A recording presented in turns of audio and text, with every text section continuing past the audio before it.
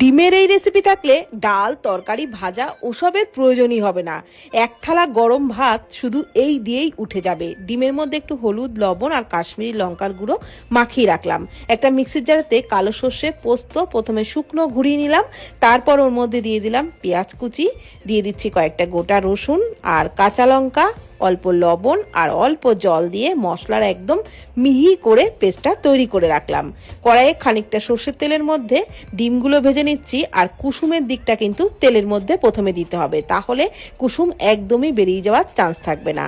তারপর উল্টে পাল্টে ডিমগুলোকে হালকা লালচে করে ভেজে তুলে নিতে হবে। ডিমগুলোকে তুলে নেওয়ার পর ওই তেলের মধ্যে গ্যাসের ফ্লেম বন্ধ করে দিয়ে মশলার পেস্টটা দিয়ে দিলাম। মশলার বাটি ধোয়া অল্প জল দিলাম, কাশ্মীরি লঙ্কার গুঁড়ো, হলুদ গুঁড়ো, লবণ আর খুব সামান্য একটু চিনি আর টক দই দিয়ে ভালো করে মিশিয়ে নেওয়ার পর গ্যাসের ফ্লেম অন করে মশলাটাকে নাড়াচাড়া করে মিডিয়াম ফ্লেমে ভালো করে কষিয়ে